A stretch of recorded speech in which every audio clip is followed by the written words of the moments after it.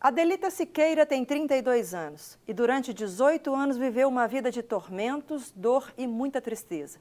Encontrou na automutilação uma forma de diminuir seu sofrimento, mas isso também não era o bastante. Foi um longo e doloroso caminho até que ela entendesse que a saída estava apenas em Deus. Olá, Adelita Siqueira, bem-vinda ao programa Prova Viva. Obrigada, Adriane, um prazer estar aqui com vocês. Já é uma história intensa quando já começo dizendo que na sua vida passou a ação da automutilação como pensamento de tentar resolver problemas e dores. É isso mesmo? Foi exatamente isso. Fica à vontade para nos contextualizar um pouco dessa história, até mesmo de onde isso tudo começou, se tem algum histórico familiar ou alguma pressão mais do início para poder gerar até daí para frente esses desejos e pensamentos. Então, Adriane, olha só que interessante. Eu nasci num lar cristão, né? E mesmo assim, dentro desse contexto, a gente não é impedido de que coisas nos aconteçam, né? E eu sofri uma situação de abuso na infância. E tiveram algumas outras questões também um pouco traumáticas que eu passei. E conforme eu fui crescendo, eu não fui sabendo lidar, eu não sabia lidar, né? Essa questão da fala, do pedir socorro, de você conseguir expressar ou verbalizar aquilo que está te incomodando, que você não, que é desconfortável. E mais ou menos ali pelos 12 anos, eu comecei a apresentar já os primeiros sintomas, né? Leves assim de depressão, um estado mais depressivo, na verdade. Isso era uma percepção sua ou chegou a ser diagnosticado por alguma... Isso foi diagnosticado posteriormente, né? Enquanto estava acontecendo, eu não tinha essa noção. Na verdade, eu tinha mais ou menos de 18 para 19 anos, conversando com uma amiga minha, e eu falando para ela como era difícil, eu achava tudo muito pesado, tudo era muito desgastante, eu achava que a vida era um fardo, na verdade. Porque eu achava que o certo era as pessoas serem tristes e às vezes elas terem momentos de alegria. E conversando com essa amiga, ela disse assim, não, mas não é assim. A gente tem que ser feliz, às vezes a gente fica triste, às vezes a gente fica desanimado. E quando ela falou isso para mim, pode parecer uma coisa muito óbvia, mas para mim não era, porque não era a realidade que eu vivia, né? Então, desses 12 anos até esses 18, 19, quando você tem essa informação com essa sua amiga, esse tempo todo foi de tristeza e depressão como algo natural para você? Eu vivia eu era muito calada, muito tímida, então eu achava que era assim mesmo, que as coisas aconteciam, né, na vida de todo mundo, que esse era o normal, esse era o padrão. E aí o tempo foi passando, entrando na fase adulta, eu passei por uma outra situação de abuso já, de vários tipos de abusos também, não só físico, mas também emocional, moral, financeiro, uma relação muito abusiva, e eu fiquei muito ferida, né? E ali já era uma situação que eu já tinha muita dificuldade de lidar, já tinha pensado em suicídio algumas vezes, e então foi quando a questão da automutilação, ela veio com muita força. Porque na adolescência era uma coisa muito camuflada, vamos dizer assim. Eu me arranhava, mas eu achava que não entendia isso como estar me ferindo. E aí depois, então, na fase adulta, isso começou a ser muito intenso mesmo, né? De me cortar, de me machucar. Deixa eu fazer um parênteses, aproveitando dessa sua história, até para, de repente, ajudar jovens e adolescentes que podem estar passando por essa experiência. Sim. Eu já atendi no consultório, eu consigo ouvir o discurso das pessoas, mas, logicamente, como eu não vivenciei isso, eu não sei, talvez você possa descrever melhor. Quando um jovem se automutila, quando ele passa um gilete no braço, que faz aqueles vários riscos, né, ou qualquer outra forma, aonde fica a dor? Porque a gente pode falar assim, eu não tinha o entendimento que eu estava me automutilando. Tudo bem, o conceito, mas existia uma dor, ou aquela dor gerava prazer. Você consegue descrever isso? Olha, eu acho que cada um tem a sua própria experiência e percepção, dizer a sua, mas sem problema. Eu acho que assim, de uma maneira geral, no meu caso, entrava em vários âmbitos. Tinha a questão da automutilação pela culpa, porque eu me sentia culpada, porque eu era uma filha muito amada, muito querida, eu era saudável, eu tinha pais que me amavam, eu não passava fome, nenhuma necessidade, eu não conseguia entender por que aquela angústia em mim. Então, era uma maneira de me culpar. Não sou boa o suficiente, eu tenho que ser castigada. Entendi. Um pouco era isso, um pouco também era uma maneira de encontrar algum prazer, algo que fizesse eu me sentir viva. Nossa, tem um corpo aqui que é vivo, tem um sangue dentro de mim, tem alguma vida aqui ainda. E um pouco também era uma maneira de colocar a dor para fora. De poder dizer assim, essa dor física, pelo menos eu controlo, já que aqui dentro eu não consigo controlar. Ó, pesado isso. Né? Era uma maneira de gritar. Isso. O meu corpo gritava. E nesse momento os familiares não sabiam? Não, ninguém sabia. Eu vivia uma vida realmente de aparências. E então, para os outros era sorriso, estava tudo bem, estava tudo certo, mas quando eu entrava no meu quarto, era uma angústia muito grande, um peso muito grande. E nessa fase, né, já no período adulto, quando eu comecei mesmo a me mutilar quase todos os dias, isso foi num período de quase 3 anos, eu já não morava mais com os meus pais, né? Eu não morava mais com eles, eu tinha mudado de cidade, de estado, a trabalho. Então, morando sozinha, eu já não precisava mais fingir, não precisava mais esconder, sustentar uma aparência, né? Então, dentro de casa, era aquele momento era o meu refúgio, era onde acontecia, né? Essas questões. Então, isso realmente foi se agravando ao ponto de eu pensar mesmo em suicídio, planejei 4 vezes, tentei 2 vezes. E aí, nesse processo, eu fui realmente buscar ajuda, né? Fui buscar ser acompanhada e ser tratada com muita resistência, porque eu tinha muito preconceito. Não, por que eu tenho que buscar um psicólogo, um psiquiatra? Não, eu preciso orar mais, eu preciso buscar mais a Deus. A gente cresce com essas religiosidades dentro da gente, né? E eu realmente não entendia. A sua tentativa, você disse que 2 você tentou, 4 você planejou. Isso. Elas foram, as 2 que você efetivou, foi arquitetado no sentido assim, de planejar toda a consequência a partir daí? Olha, se acontecer de fato, se eu conseguir efetivar o que eu quero, eu vou deixar um bilhete para minha mãe, eu vou avisar. Tinha esse planejamento ou não? Olha, não. Tanto que a primeira vez que eu tentei suicídio, na verdade, eu estava já numa situação de surto mesmo, né, mental. Eu estava muito fora de mim. Eu não tinha consciência de que aquilo que eu estava fazendo eu estava tentando contra a minha vida. Eu não tinha consciência disso. E realmente, se alguém não intervisse naquele momento, teria acontecido porque eu estava completamente fora de mim, né? Então, eu passei por isso também nesse processo, de ter momentos de surto mesmo, de ficar completamente fora de mim. Então, eu não comia, eu não tomava banho, eu não falava com as pessoas, eu não saía de casa, eu não dormia ou dormia demais. E às vezes esquecia o que tinha acontecido ou o que eu tinha falado, e às vezes as pessoas relatavam, olha, você passou por isso, foi assim. Então, se tornou algo muito, muito, muito grave mesmo, porque eu também já comecei a ficar indiferente à minha própria dor. Né? Então, eu achava que para mim só me restava mesmo, que eu era um ser humano falido, né? Eu pensava assim. Então, para mim não tinha mais solução. Não achava nunca que eu conseguiria sair dali. Então... E por que a morte é uma solução? Eu acho que, no meu caso, pelo menos, eu não sei se eu via como uma solução, mas eu pensava assim... No fundo, sabe, Adriane, eu não queria morrer, mas eu queria que a dor acabasse. Então, se para a dor acabar eu tinha que tirar a minha vida, então eu achava que esse era o caminho, que essa era a saída, porque eu não dava conta de sustentar a vida. A vida era muito pesada para mim, né? Então, era com esse pensamento mesmo. O que você pode dizer com relação à depressão?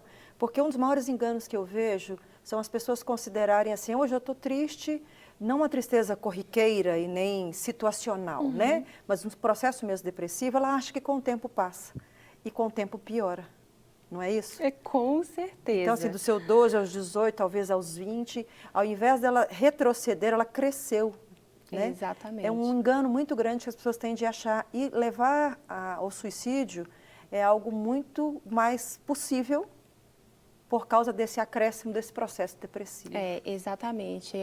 Realmente é um engodo mesmo, porque a gente acha que a gente vai conseguir, que você vai dar conta, não, vai melhorar, vai passar, mas de fato não é. Como você tem uma gripe que não se cura, né? E aí ela pode se tornar numa pneumonia e aí vai se agravando. Então, eu pelo menos não consegui entender que eu estava adoecida porque pessoas adoecidas também me feriram.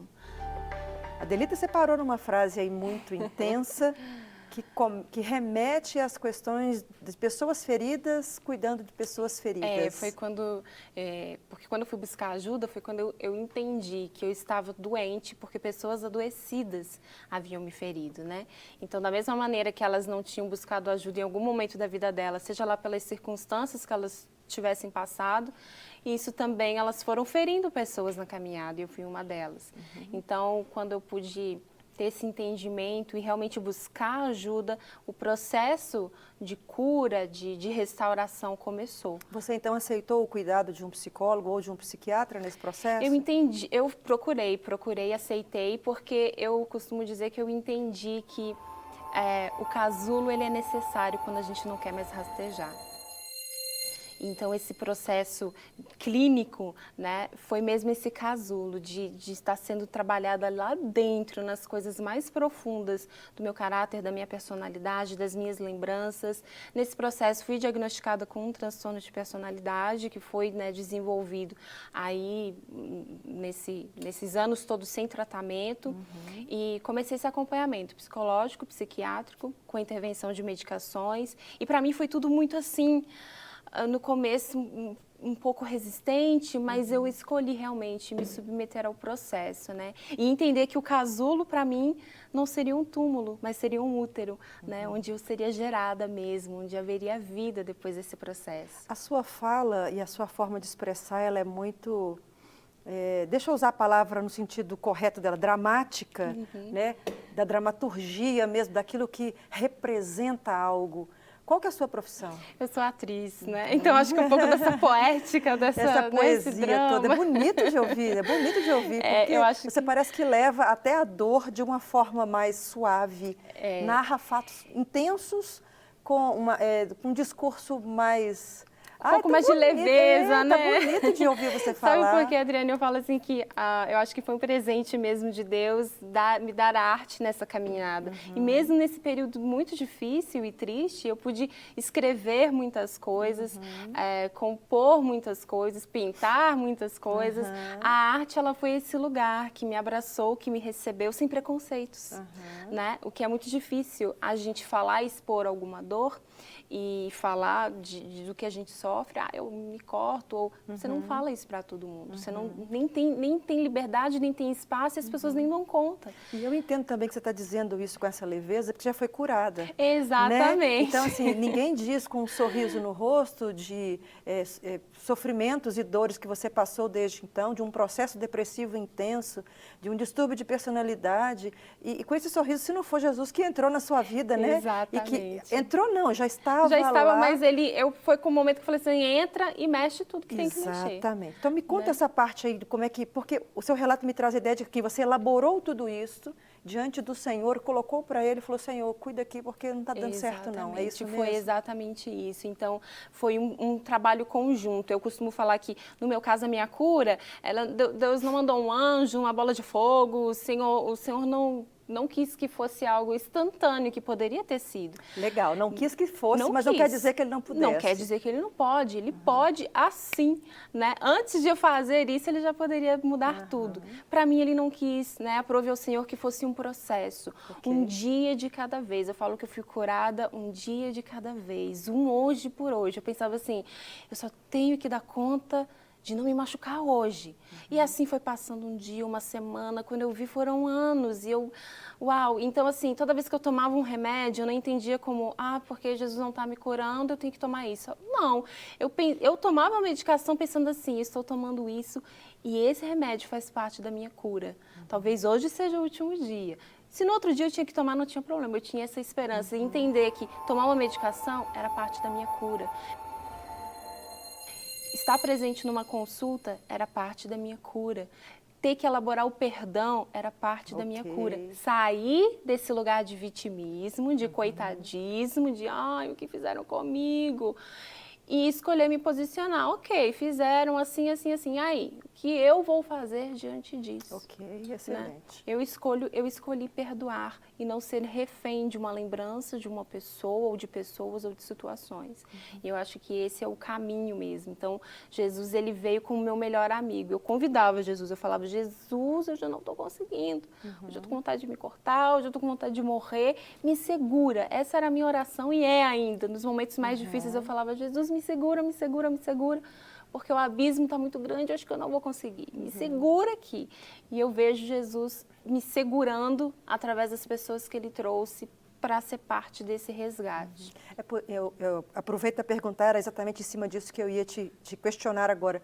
Então, não houve também uma cura estanque, mas é uma cura paulatina, sucessiva, recorrente a cada dia. Exatamente. Eu ia te perguntar assim, qual foi o dia que parou tudo e falou assim, pronto, eu não me corto mais. Nossa. Então, esse dia não aconteceu. Eu queria, nossa, era nos meus sonhos, eu achava que ia ser assim. Não, mas tem um dia que isso vai acontecer. Não foi. Eu lembro que teve uma situação que realmente me cortei e depois eu falei assim, eu não quero mais fazer isso. Ótimo. E eu me posicionei de uma maneira diferente. Foi um processo de 1 ano em que eu tive algumas recaídas, né? Mas o que eu falava assim, não, foi só uma recaída. Eu não voltei àquela situação, foi só uma recaída. Então, porque realmente foi algo gradual, mas foi constante. E cada dia Deus me curava em algo. Então, assim, havia estações na minha vida. Então, tinha estações que eu tinha que voltar a algumas situações da infância e perdoar situações lá. Tinha estações que eu tinha que lidar com o momento presente, com pessoas que eram indiferentes a mim, que estavam próximas a mim, mas não conseguiam lidar com a minha situação. Então, foi esse processo. E eu gosto muito de enfatizar isso, porque às vezes as pessoas falam comigo e perguntam como é que foi e tal, e elas ficam um pouco angustiadas, porque às vezes elas não veem as coisas acontecendo na vida delas assim, mas isso não quer dizer que Deus não está fazendo, que Deus não está curando, que Deus não está movendo. É a gente se permitir passar pelo processo. Tá, mas vamos pegar, pelo menos assim, a parte que você falou assim, me decidi não mais viver dessa forma e nem aceitar isso como algo normal. Tem quanto tempo? Isso deve ter já uns 3 anos, mais ou menos. 3 anos, mais ou menos. E teve até um momento que foi muito decisivo nessa minha postura. Foi uma vez quando minha mãe e meu pai, eles souberam, né? Tivemos aquela conversa, eles tiveram uma conversa a 4, meu pai e minha mãe, psicólogo, psiquiatra, eu fiquei do lado de fora, e eles conversaram com eles, explicaram. Mas teve uma situação que a minha mãe, ela tinha me dado uma roupa de presente, eu fui experimentar e ela viu um corte que eu tinha feito. E aí ela disse assim, a minha mãe muito tímida, nunca expressava muito o que ela falava, mas aquele dia ela falou e ela disse assim, minha filha, pensa que quando você for se machucar ou se cortar, é a mim mesmo que você está ferindo. Pensa que isso que você está fazendo na sua pele é como se você estivesse me cortando. Aquilo para mim destravou algo dentro de mim e eu pensei assim, eu jamais ia querer que alguém machucasse a minha mãe. E aquilo assim foi um momento que eu realmente pude ter uma postura diferente e as coisas foram caminhando, ainda com muita dificuldade, muitos desafios, mas o meu pensamento, eu tinha aquilo na minha mente. Quando eu pensava em me cortar, eu falei, não quero que ninguém machuque a minha mãe, meu pai, ninguém que eu amo. Então, eu não posso fazer isso. Me deu essa estrutura. Mesmo que não seja uma solução para todas as pessoas que passam por esse processo, mas algumas, me permita colocar simplório as palavras, dicas que você deu para fugir disso, já podem colaborar com pessoas que estão acompanhando. Sim. Adelita, que Deus te abençoe. Amém. Continue te dando força, determinação. Amém. disposição para querer viver e cuidar do seu corpo como templo do Espírito Santo. Isso mesmo, exatamente. E que o testemunho seu alcance outros lugares, por onde você passar, o nome do Senhor seja exaltado. Amém. Eu quero agradecer essa oportunidade e enfatizar um versículo só que me marcou muito nesse processo, que, se não me engano, é João 11:25, que diz que Jesus fala, né? Eu sou a ressurreição e a vida, e aquele que crê em mim, ainda que esteja morto, viverá. No meu caso era uma morte emocional, mas eu criei e eu tive vida em Jesus. É possível. Glória a Deus. Mais uma vez, muito obrigada. Eu agradeço. Deus te muito abençoe. Obrigada. Salmo 116, de 3 a 6, diz assim: As cordas da morte me envolveram, as angústias do Sheol vieram sobre mim, aflição e tristeza me dominaram. Então clamei pelo nome do Senhor, livra-me, Senhor. O Senhor é misericordioso e justo, o nosso Deus é compassivo, o Senhor protege os simples, quando eu já estava sem forças, Ele me salvou. Só quem já sofreu pela falta de amor consegue explicar a dor e o vazio no peito. Antes desse conceito ser básico para canções de muitas duplas sertanejas, já era do conhecimento de Deus essa realidade existente na vida humana. Por isso ele enviou Jesus para morrer em favor de todos, já que esses, em pecado, sentiriam a ausência de amor e proteção.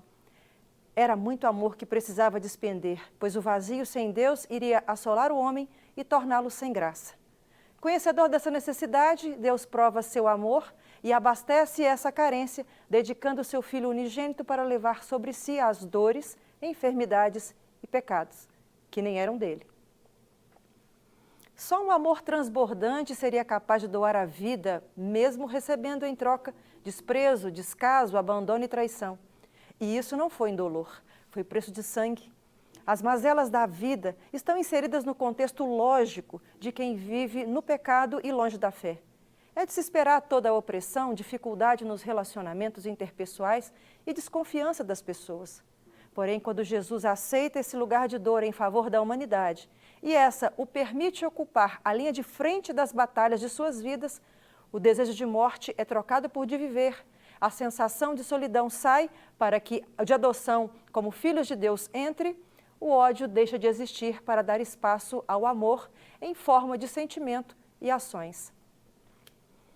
Só quem esteve no abismo em sua alma consegue descrever a escuridão, o medo, a falta de perspectiva e o conformismo negativo que é gerado nesse período e neste espaço. Mas quando essa mesma pessoa é retirada do buraco existencial e trazida à luz por Jesus, vislumbra o sol e o dia de maneira mais límpida, tem seus lábios a gratidão por tão grande resgate e aproveita para compartilhar sua experiência com os que se encontram na mesma situação. Tem no seu resumo de vida o relato do quanto a sua fé foi aumentada por causa da fidelidade de Deus, cumprida na palavra que garante que Ele não abandona os seus.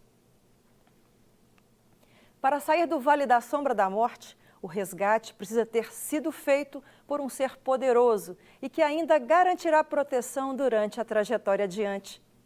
Para caminhar até o topo, é necessário disciplina e foco em desejar e deixar o soberano conduzir. Mas não se esqueça, quando você chegar no topo, a glória da vitória precisa ser de Deus. Cabe apenas ao vencedor a perseverança de seguir o Mestre. Pronto para dar os passos de fé rumo ao propósito do Senhor para a sua vida? Aguardo você aqui comigo na próxima semana para mais um Prova Viva. Até lá! Não quer ficar um segundo por fora da nossa programação? Agora você pode nos acompanhar através das plataformas digitais.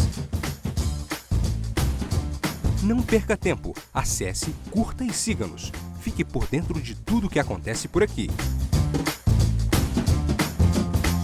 Rede Super, inspirando você.